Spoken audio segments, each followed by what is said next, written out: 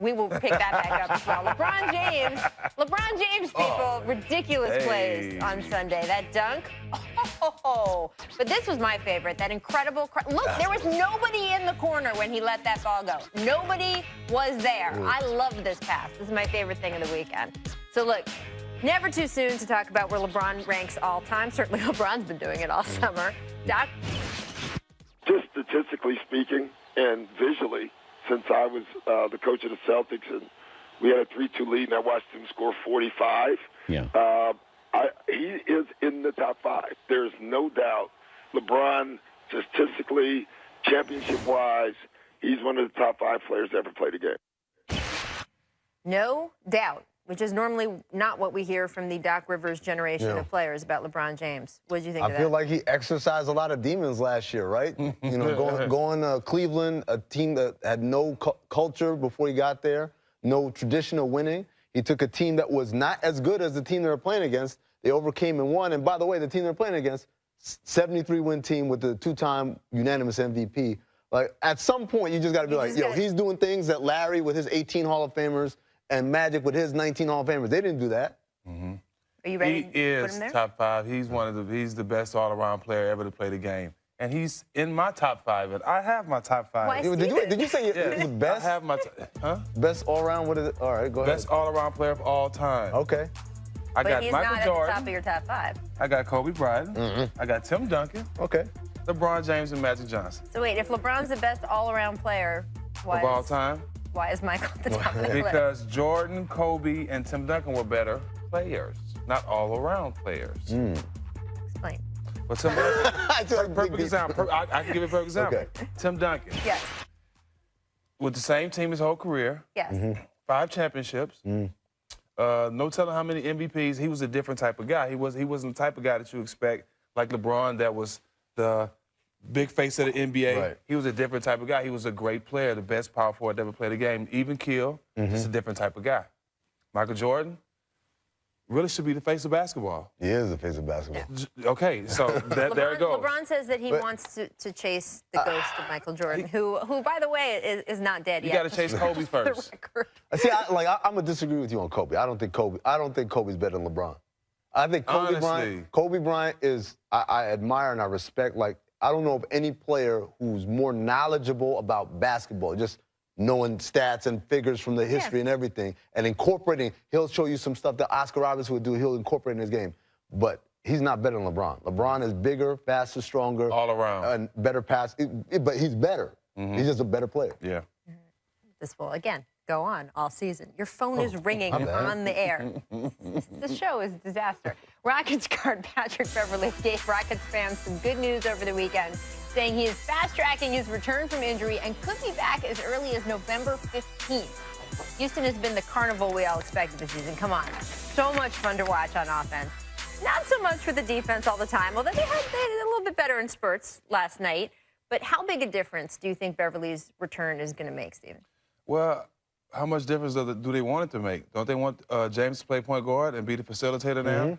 So how is that going to work with Beverley back? I think he's definitely the best perimeter defender by far, but I don't think him and James will see the court that much together with James playing the point now and him initiating offense. You're my boy, Stack, but this is where I disagree with you completely. I think they're a perfect fit because Patrick Beverley, let's not act like he's Chris Paul, running pick and rolls. Like, Patrick Beverley, what do? I guard the heck out of the other guy. Spot up. And I spot up. Well, that's exactly what you want. You want someone who can help James Harden defensively in the backcourt, and then on offense, don't embarrass yourself. When I pass it to you, make that shot. That's who Patrick Beverley is. The important thing, though, is you don't want to rush back from this injury because they don't have another Patrick Beverley on this roster. It's not like...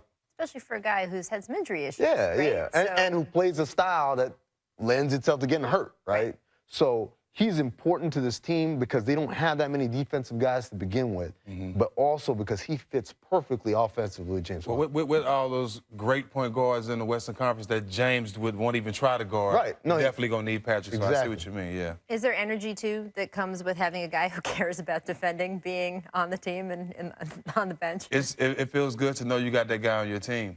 To know especially if no one else is going to do it. Exactly, especially we know James not going to do it. Well, I mean, he is trying... And to James' credit, he is trying to lead in more in that direction, it helps if there is another guy to do that with you. You call that TD, even token defense. Oh, you killing him. They need him back. You need that guy. Your point about not being too soon is certainly true. We have tricks and treats for you when the jump returns. Amin may or may not put on different animal heads, but first, a distant replay from 2009 that could not be more perfect for Halloween. And if you look ahead, Martin. And the bat's leading the break. The bat is flying around the court. I mean, this is Halloween. I can't believe this is right on cue. Oh, Manu knocked it out of midair. Manu had enough, and he will walk it off the floor. The Russell Westbrook experience. You know this is one of my favorite topics, full effect over the weekend. There were the 51 points he put up Friday night when he shot, yes, you are remembering this correctly, 17 of 44.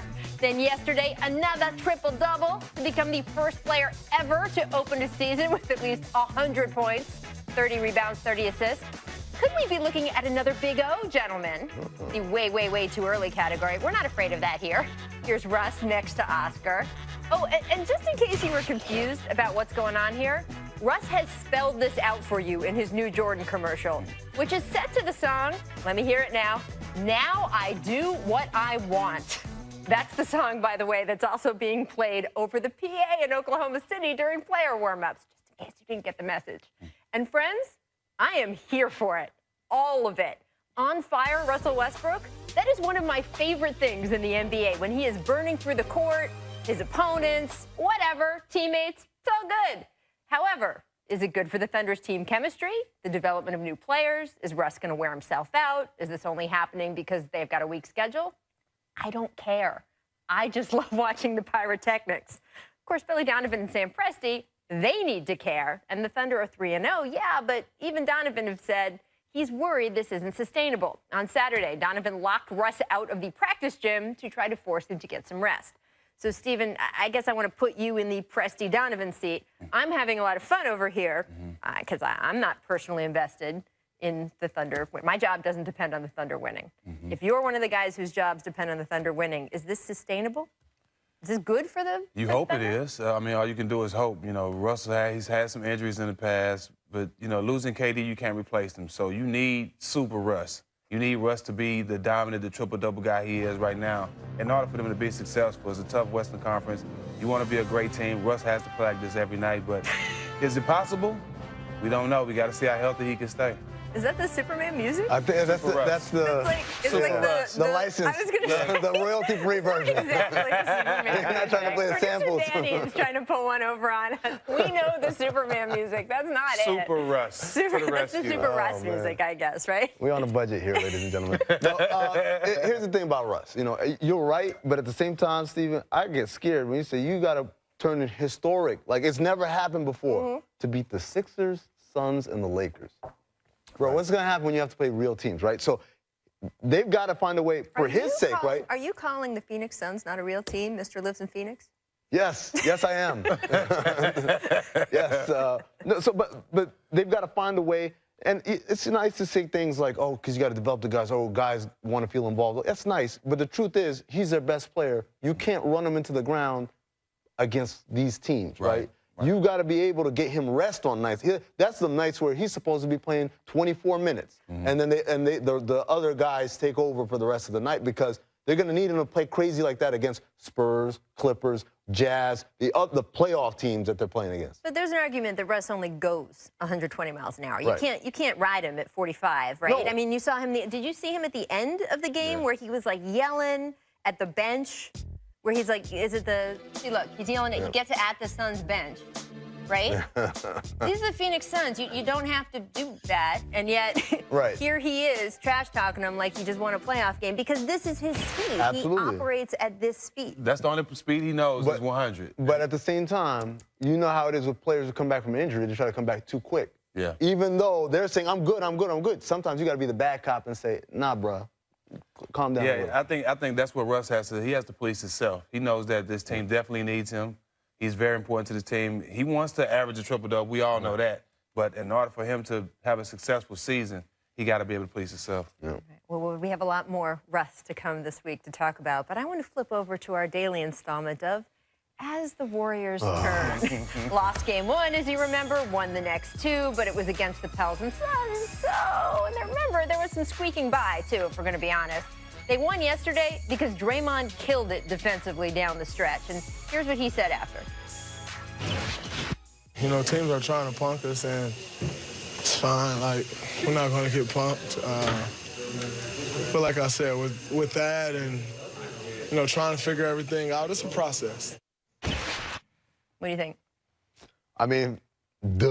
Of course they're going to try to punk. I mean, that's, first of all, that's how you lost the finals, right? No one who came onto a television show wearing this gets to duh anyone else. Oh, man, I get to do whatever I want, man. I'm like Russ. I do what I want. No, but it's first of all, that's how they lost the finals, because they could not overcome Cleveland's physicality. Yeah. And then second of all, it's a team that lost all their bigs, all their size. It's a small team, and it's not really a deep team.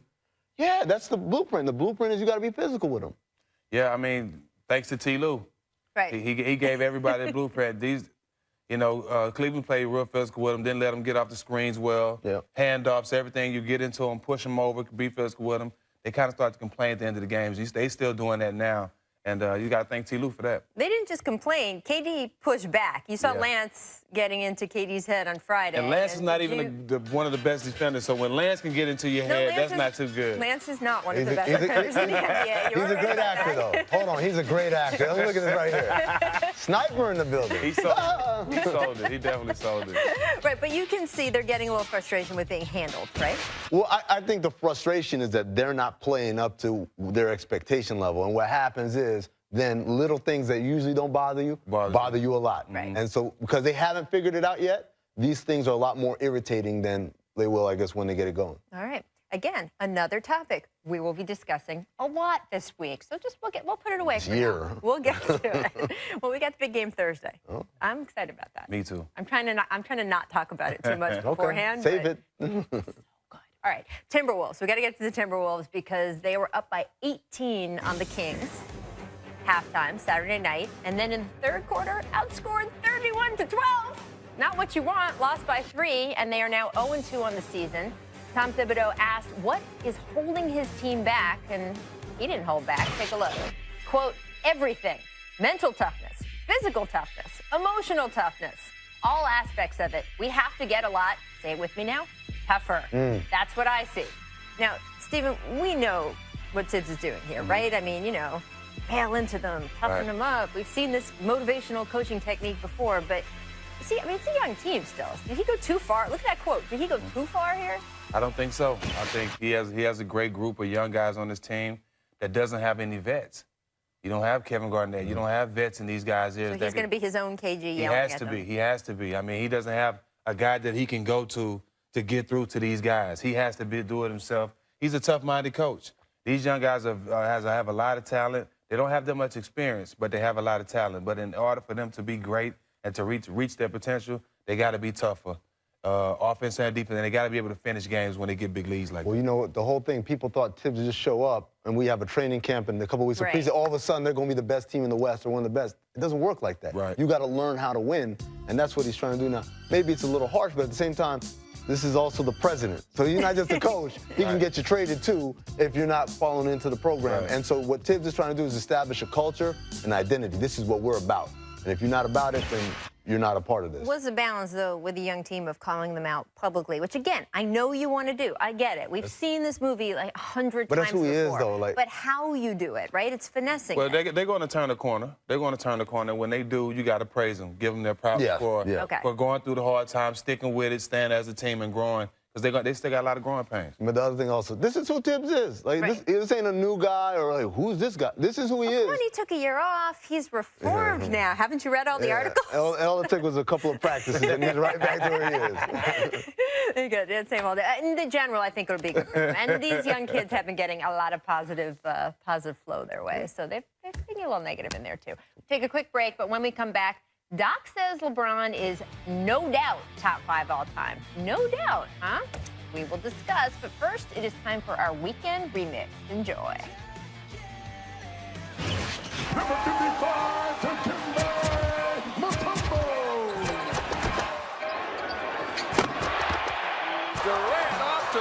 misses and showing no mercy.